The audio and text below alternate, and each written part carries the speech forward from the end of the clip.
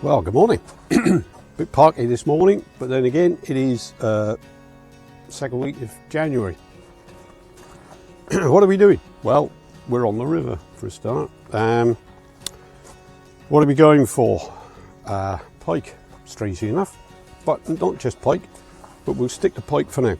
Going to use the same rod as usual. It's just an old 2¼ pound test curve carp rod. It's a really old carp rod. I don't bother buying a specific rod for the pike, because let's face it, as long as it's a rod that's got a decent bend in it but can take a certain amount of weight, a bit of power, because pike, I find that, you know, they don't go screaming off like salmon. They don't fight as hard as barbel, I don't find, although they can be 3 times the weight.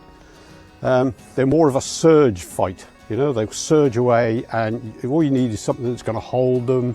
You don't need anything that's going to take sort of head banging knocks like you get with salmon, that sort of thing. So it's just a good, solid, powerful rod. It doesn't have to be expensive. It doesn't have to be fancy. I've had this rod for, oh geez, must be nearly 30 years now, and it's caught. You handle that 30-pound PB I had, so can't say further than that. The reel, I'm not using my usual reel today. I'll be using the one I got for the barbel, and it's the Shimano 6000 bait runner. And I'll say it again, always use a bait runner when fishing a big river like this, because the pike can run, pick up a bait. As soon as you turn your back, they're off. So you need a bait runner, and if you're fishing for anything else in this river like the barbel, then you definitely need a bait runner, or you're going to lose all your kit, because they will scream off with it. Right, we're going to be float fishing as usual, or it's almost like a sort of a float ledger, and we'll come on to that in a minute. The other thing I'm going to do today, apart from sipping coffee, excuse me. Oh, that's good. Need that on in this sort of weather. Right, the other thing we're doing today is, over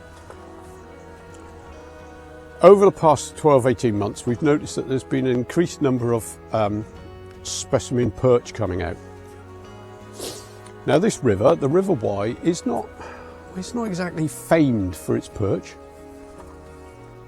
but there've been some really good ones, and they all tend to be in by the margins, picking off the fry and stuff like that, and they're normally caught on maggot or more recently on boilies.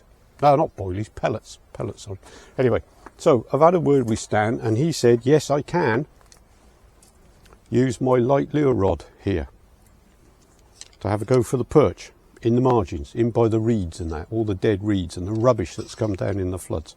So while the pike bait is out, it's sat there doing nothing much until it starts doing something, I'll just be flicking a very small lure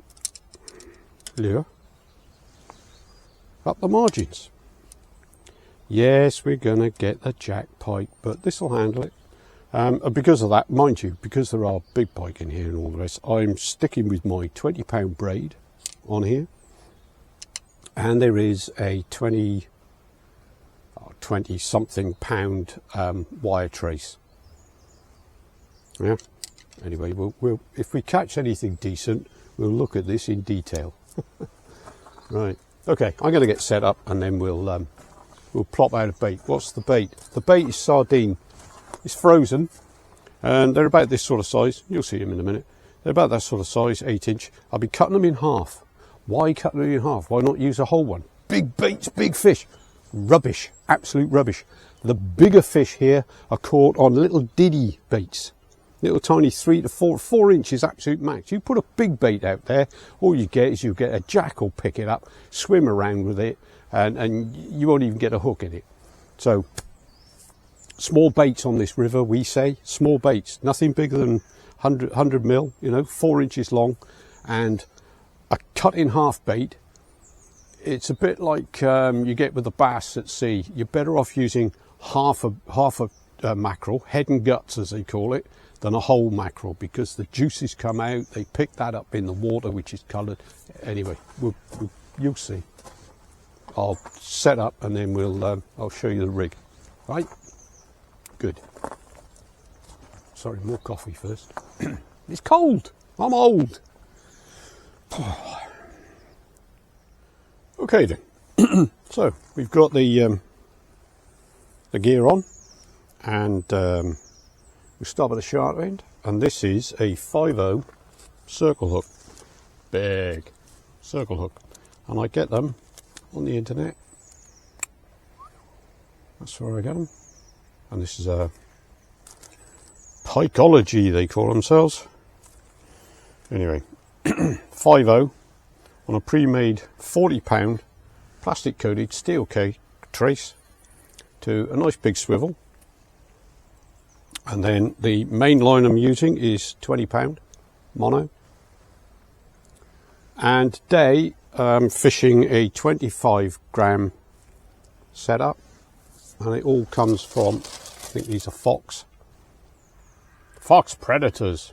Not this, I'm not using this float, this is a pre-weighted one, but anyway, get to that in a minute. Today I'm choosing to have a fixed lead, not a sliding lead. The weight can slide if you want it to, but I'm going to push, so you get that rubber bit on the weight, and that pushes down over the top of the swivel, not all of the swivel, otherwise it doesn't swivel, does it? But you push the swivel in like that, and the weight now doesn't slide. Pull it off the swivel and it can slide, so you can have like a float ledger. I'll be fishing with the weight just touching bottom, hopefully, so the bait is just 18 inches 20 inches away. What's that, 40-50 centimeters, something like that. And then the float, again, Fox Predator 25 gram sliding float. I like sliding floats because this water is quite deep, up to 15 feet in places. Sliding float. Now what I should have done is to put a bead above there to stop that doing that and damaging the float. Can't be bothered to do that now. Anyway, so that then slides, but what I have done is I've put a Drennan stop on the line. Don't know if you can see that. See that? Get something light behind it, yeah. And that, always moisten your nylon before you slide these, and it prevents heat build up. Bit of spit, and that will now slide, which means good. And that's about it really. We're going to stick the top half of a frozen herring, and all I'm going to do is I'm going to hook straight through and out the top of the mouth, out the head, top of the head. You can, with these size hooks, you can actually go through the eye sockets, but I find that if you're going to do a sink and draw, and I do like to do that, is if I fished a nice big back eddy for, I don't know, 20 minutes and nothing's happened, whenever I retrieve, I always bring it in slowly. Just bring it in slowly. You don't have to crank it in. Bring it in slowly, and that will, quite often, that will elicit, that's a good word, elicit a take, because the pike's been sat there watching your bait going, shall I, shan't I? And then it's like a child. As soon as you take it away, oh, I want that, and they'll grab it. Then once I've done that, if it doesn't grab it, what I will do then is lob the bait out further into the flow, and then do a sink and draw retrieve. Just a simple lift of the rod, wind down, let it settle, let the float settle again, and then wind again. And again, sink and draw like that. Bait goes up and down, bait goes up and down like that. As you pull it up, you let it sink. You pull it up. That, again, you will get takes. Especially if they're out just in the flow, which you don't normally fish static. Anyway, that's the plan. Oh, and while this is sat there doing nothing, I'll get the little jigging rod and have a go with that as well. All right, so let's go and do it. Right, well, we're finally set up, and you'll see that I've hooked the bait just through the eye sockets like that. There's enough of that hook proud. I could take it up through the chin and out through the top of the head, but this is a good way for doing a little sink and draw. Now that doesn't look like a huge bait, but trust me, this is what catches all the bigger fish. All the bigger fish, especially on this section. All the 20 pound plus, they tend to come on smaller baits and right in the margins. That's why I'm keeping a bit quiet. Right, let's give it a go, see how we get on.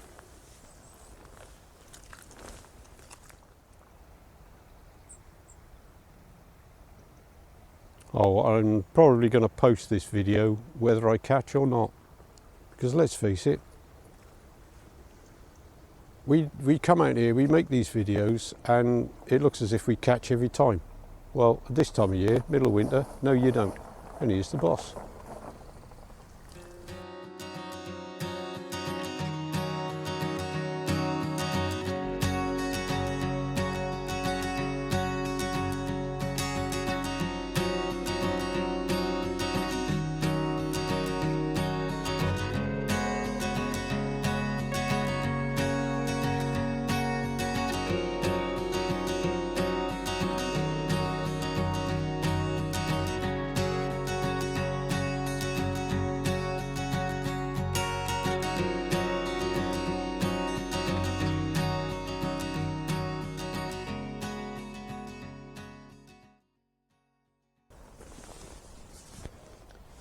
Hello. Was that a bob or two? I think it might have been.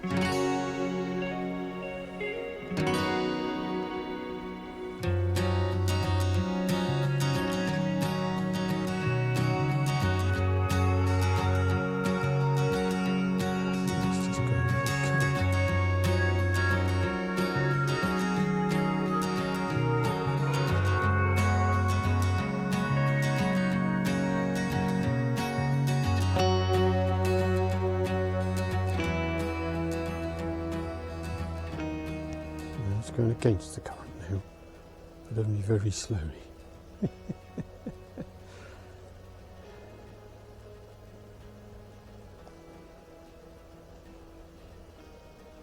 Oh, that's definitely a bob. Yeah, you're actually going to do something with it. You're just going to... They do this here for some reason. They just pick a bait up and they slowly amble around with it.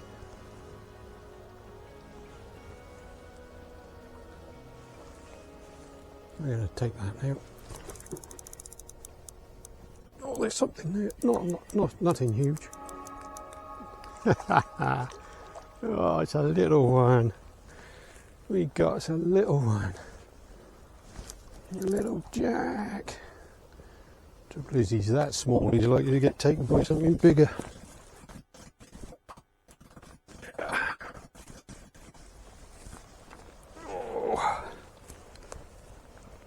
Try and bring him back in front of the camera. Oh, and the hook's come out. Oh, I nearly got him with the net anyway. Like that.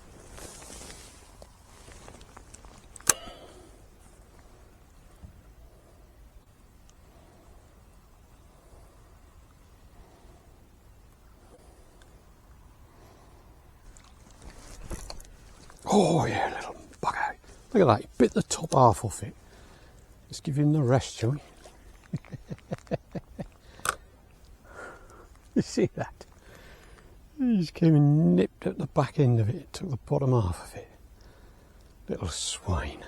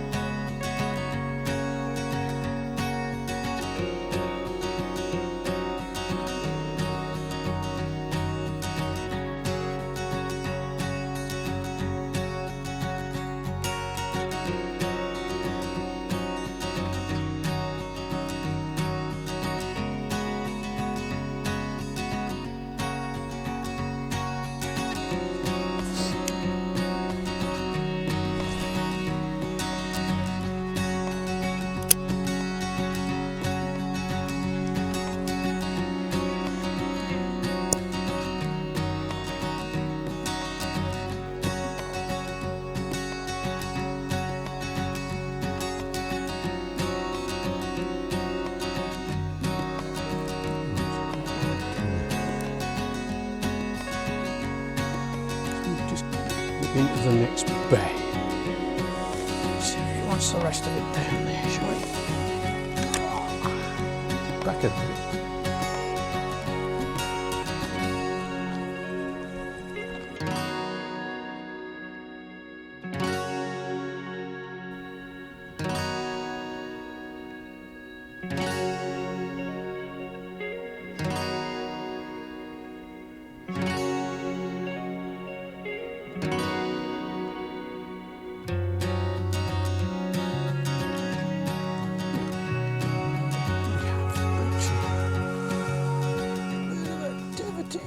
On the line, that's going uphill.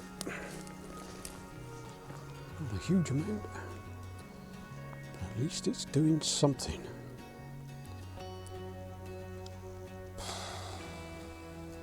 Oh, forgotten about it now. Changed his mind, obviously. Typical, isn't it? Bloody typical.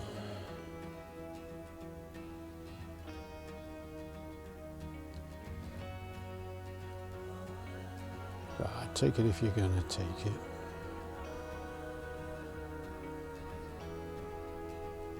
It's still just toying with it, isn't it? Look at that. You see that clearly enough?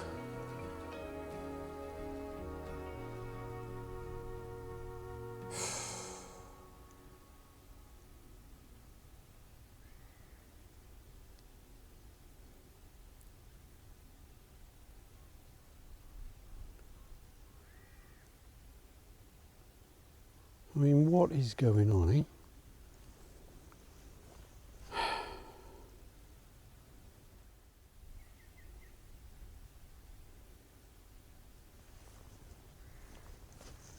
Well, what do you do? What do you do?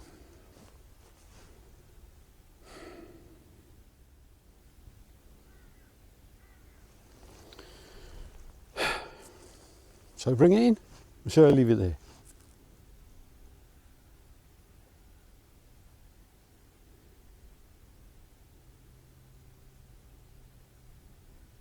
I'm going to bring it in because I think he could have taken the bait.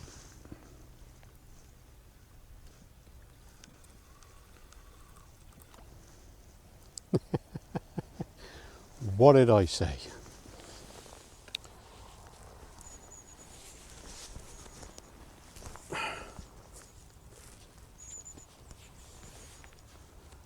Well, it doesn't look like he's coming back anytime soon, so I'm going to call it a day. A very frustrating day. I've seen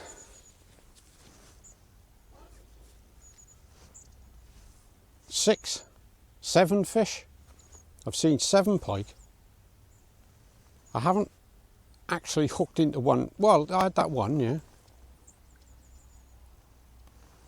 I lost count now of how many flipping follows and runs and baits taken off and baits just robbed. But anyway, that's fishing, isn't it? You know, conditions are good. there's nothing wrong with the conditions. I don't think there's anything wrong with my method. That could be the problem. I don't know. Anyway, the thing is, this is the common method that most people, 99% of people, use when they come fishing for pike here on this stretch. And I'll show you a photograph of a fish that a mate of mine got the other week from just down there. And if you want to see what sort of fish we do get here, have a look at some of my other pike videos, which, oh, and the light lure, yeah, I had today. I don't think it was on camera. It may be on camera. I'll have to look at the footage. I had a follow and a perch follow, and then I had a pike take it right literally as it was coming to the surface. He hit it, he turned, and then he froze. So I froze. And then I went for it, and he wasn't on. Oh, God. Anyway, that's it from me. Hope you enjoyed watching me blanking. Well, not blanking, but near blank. Anyway, I'm going now. Bye.